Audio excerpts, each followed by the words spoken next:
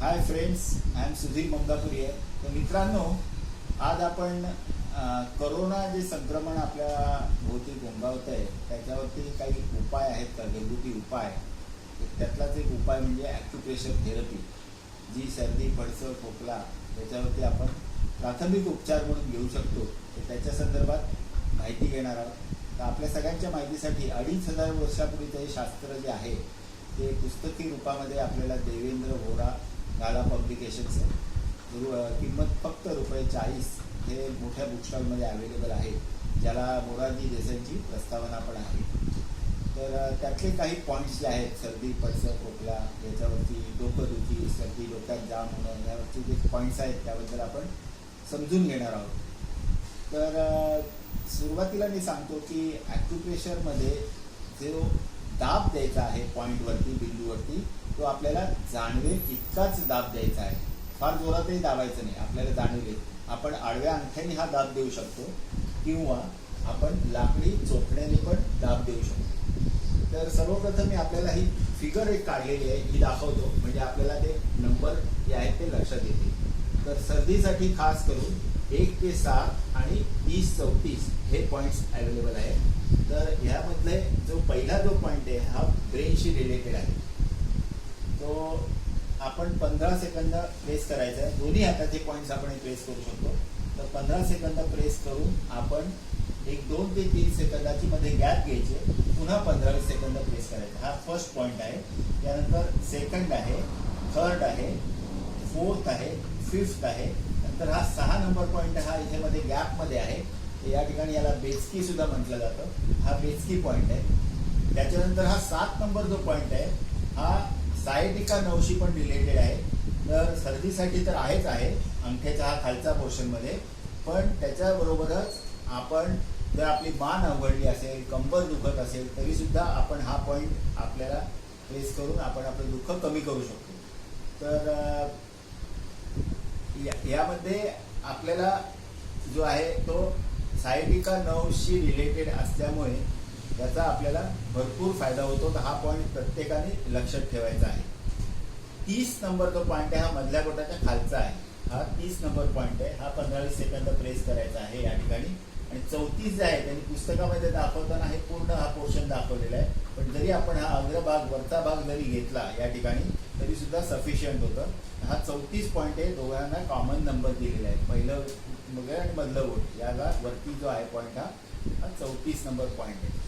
तर याबरोबरच आपण जर डोकं आपलं जर झालेलं असेल, सर्दी डोक्यात बसलेली वाटत असेल, तर हा जो डोक्याचा अग्रभाग आहे या ठिकाणी आपण प्रेस करून आपल्याला रिलीफ मिळू शकतो. हे त्यांनी म्हटलंय की आपल्याला हे इंजेक्शन सारखं काम करतं. आणि मी स्वतः अनुभव घेतलेले आहेत याचे. मी लोकांना ॲक्युप्रेशर दिलेले आहे.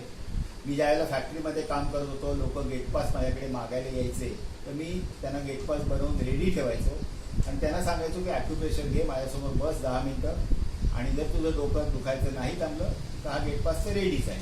लोकांनी अक्षरशः येऊन ते गेटपास माझ्यासमोर फाडलेले आहेत, साहेब माझं डोकं दुखायचं थांबलं. तर हा एक पॉईंट एक आपण लक्षात ठेवू शकता. पण दुसरा एक भाग आहे म्हणजे बॅटरी चार्जिंग.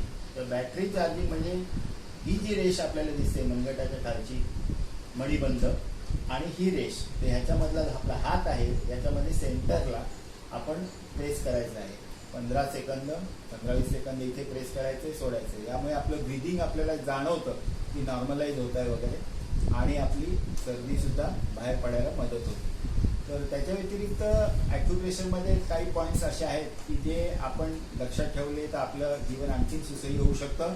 त्यामध्ये आहे आपलं कॉन्स्टिपेशन. आपल्याला एक प्रॉब्लेम हा नेहमी सतावत असतो. त्यावेळेला इथे हनवटीच्या खाली आपण दाब द्यायचा आहे. शौचाला बसल्यानंतर तर 15 सेकंद दाब द्यायचा आहे, रिलीफ द्यायचा आहे, परत 15 सेकंद दाब द्यायचा आहे, तर आपल्याला जरूर फायदा मिळतो. त्यानंतर आपली दात दुखी असेल, तर दात दुखत असतील तर बोटाचे जे अग्रभाग आहेत, अगदी टॉपचे भाग आहेत, तिथे आपण आता सुद्धा प्रेस करून पाहिलं तर आपल्याला दाताला तिथे जाणवेल. हे आपण पुस्तक घेतल्यानंतर आपल्याला पर्टिक्युलर बोट हे कुठल्या दातासाठी, दाढेसाठी हे लक्षात येईल. पण आपण जर हे सगळे बॉक्स सुद्धा आपण पॉईंट प्रेस केले तर आपली दाढदुखी जी आहे त्या तिथे बधीरपणा येतो. दाढदुखी म्हणजे तिथे बधीरपणा येतो आणि आपलं दुःख कमी होतं. त्यानंतर आपल्याला काही समजा वाईट सवयी असतील, कोणाला पान, गुटखा, सिगरेट, तंबाखू याचं व्यसन असेल तर ते सोडायचं असेल तर या ठिकाणी कानाच्या पाळीच्या आतल्या भागामध्ये या ठिकाणी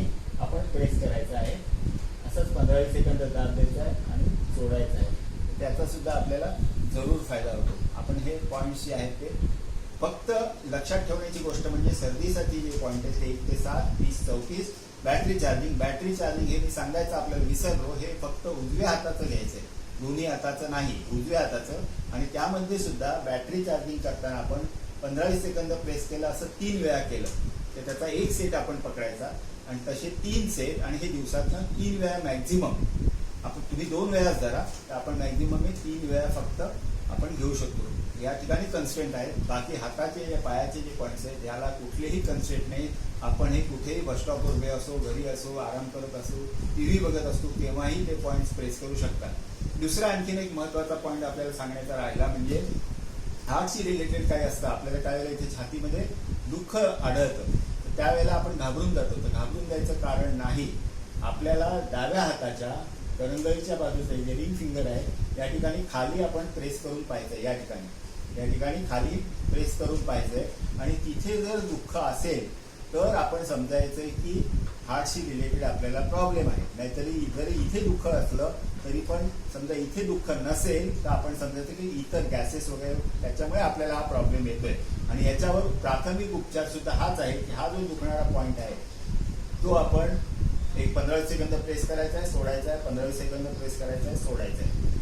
ह्या गोष्टीची खासियत म्हणजे जो पॉईंट आपल्याला आढळतो हातावरचे किंवा पायावरचे, इथे आपल्याला दुःख आढळतं त्या ठिकाणी आपण समजायचं की आपल्याला प्रॉब्लेम आहे. आणि उपाय तोच आहे की तिथे आपण वारंवार त्याला ट्रीटमेंट द्यायची. हे जो दाब टेक्निक आहे हे वापरायचं आहे आणि आपण त्याच्यावर विजय मिळवायचा आहे. तर मला वाटतं ह्या गोष्टीचा आपल्याला भरपूर फायदा होईल. आपण जरूर प्रयोग करावा. मी जे सांगितलेलं पुस्तक आहे गाला पब्लिकेशन, ऑथर देवेंद्र वोरा, तर ते जरूर आपण संग्रही ठेवावं आणि आपलं जीवन सुसह्य करावं. Thank you very much.